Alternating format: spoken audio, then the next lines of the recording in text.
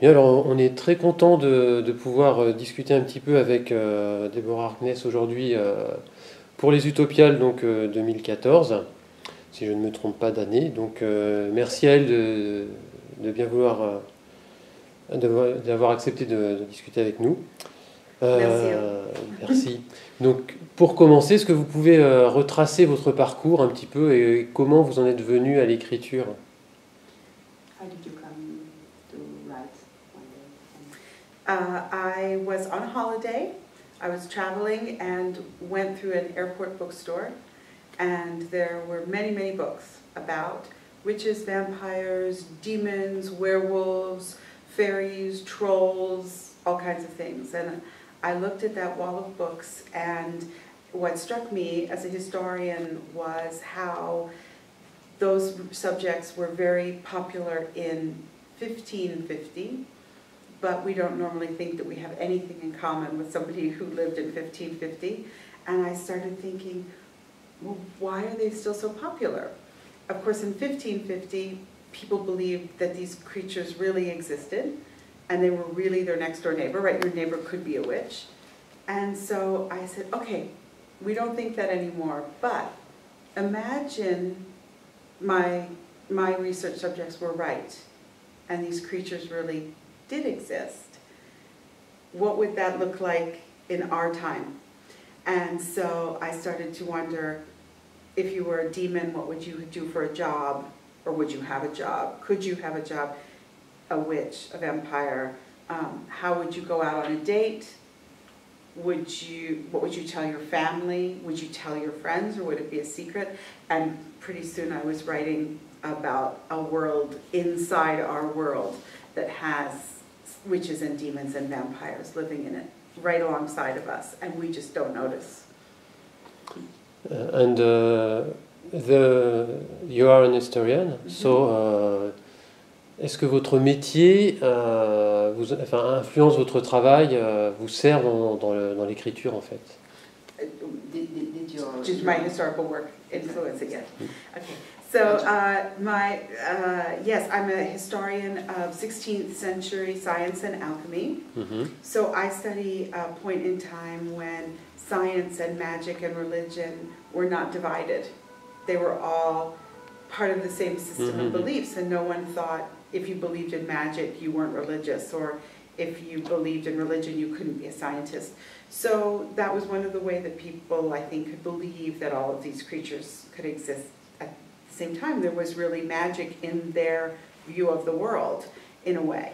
And so I always love to have my students remember that, and to remember that, you know, Isaac Newton was a great scientist, but he was also an alchemist, and to try to make a case for the fact that, you know, there's still a place for magic in the world, even if we're very scientific, even if we're very religious, as many people are in my country. That doesn't mean that all of these ideas have to be in opposition. And then in the books themselves, I drew a lot on the history of alchemy, because the books are about an alchemical manuscript and what it means. And I also drew on my research expertise, which is 16th century England, and London in particular, to do the book. So they were great fun for me to use all that history. Do you think, what do you think about the place of fantasy and magic novels now? Because I think that one of the things that strikes me is that fantasy and science fiction are so popular because we do still need magic in our world. That we have a world where we think technology is the answer for everything.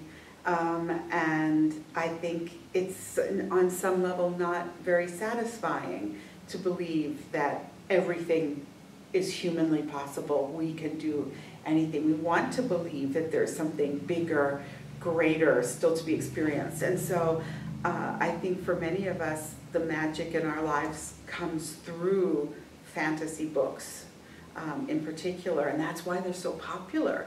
If we didn't care about magic, we wouldn't be reading these books. So, or at least that's what I think. Thank you. And about science fiction, so you wrote fantasy, and as a scientist, do you want to write science fiction too? Do you have est-ce que vous avez... Well, in terms of the science fiction, there is a fair amount of science in these books, but I made sure that it was very current science. So there's little twists that make it fantastic because it's about sort of the genetic side of what these creatures are. But you know, when I first started writing these books, it was science fiction that humans would have ever bred with Neanderthals. It was science fiction that junk DNA meant anything. That was 5 years ago. Now, every time you open a magazine, you know, here humans and Neanderthals were together. The big news 5 months ago, junk DNA is really important. So even since I've been writing the trilogy, science fiction has become science fact in a strange way. So I think that I'm not drawn to, I don't think I would be drawn to writing about a world in which technology was the thing important, which I think a lot of modern science fiction is very much about technology, about machines and what they can do. That doesn't interest me because I'm very interested in characters and why people or creatures do the strange things they do. So probably not straight science fiction for me. Alors ma question suivante, je vais y arriver. Donc c'est au sujet justement donc de là vous avez terminé votre série actuelle, enfin la série votre série fantastique en fait. Et qu'est-ce que vous avez comme projet? What are your upcoming projects after the previous series?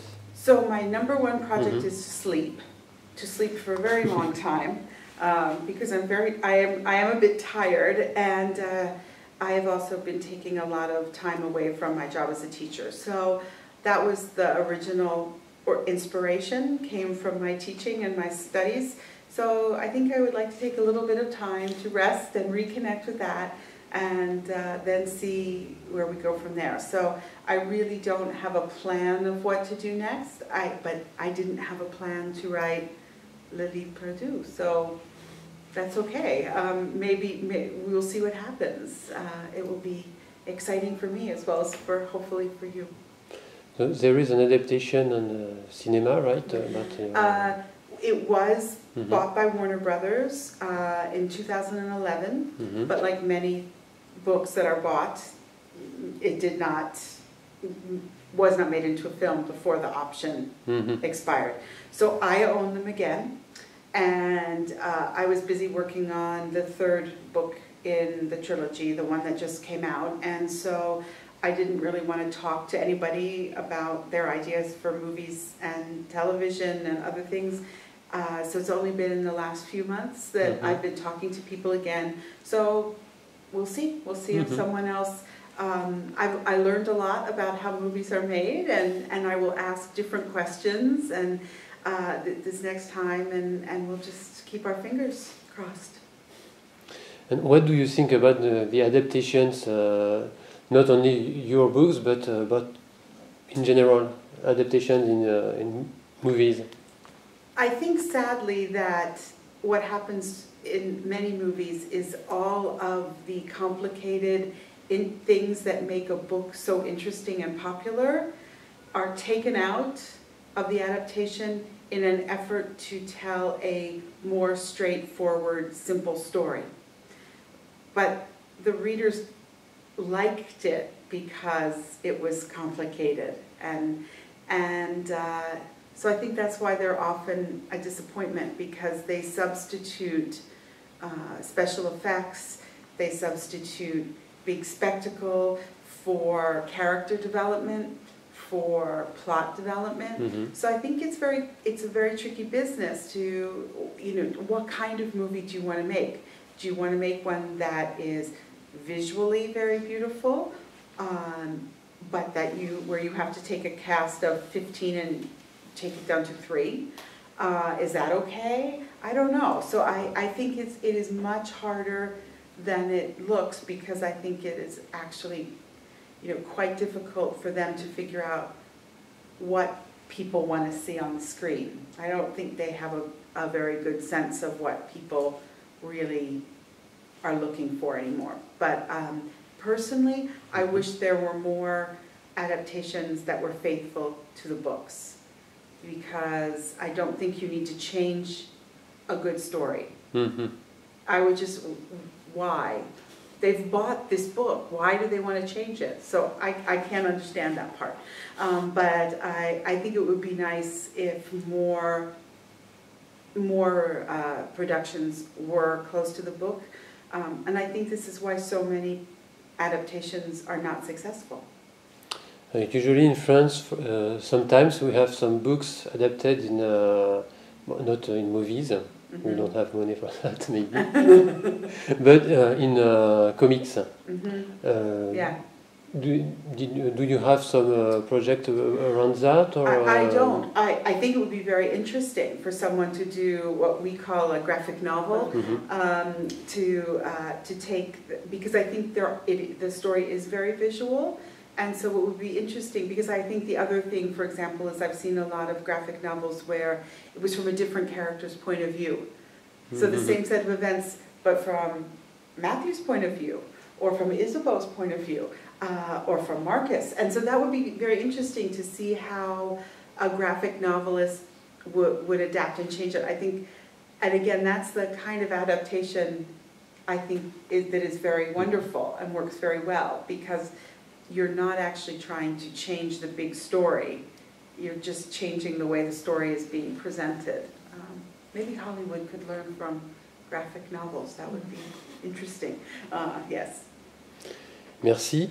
So, and after that, do you have any recommendations? About, you're an historian, your books are linked with that, and do you have any book of history you can recommend to people around your novels? Some books, for example, around alchemy or... Oh, well, one of the things, of course, is that as somebody who speaks English, I'm not sure if any of these are even translated into French, but there are, wonderful books. There's a wonderful book called The Time Traveler's Guide to Elizabethan England that is just a wonderful book of history that tells you all about what daily life was like, and what the clothing and the food. And I think for a lot of people, that's as interesting to them as kings and queens would be. In terms of the alchemy, it's hard to find good books on alchemy, in part because a lot of what's in the bookshops is not very good history.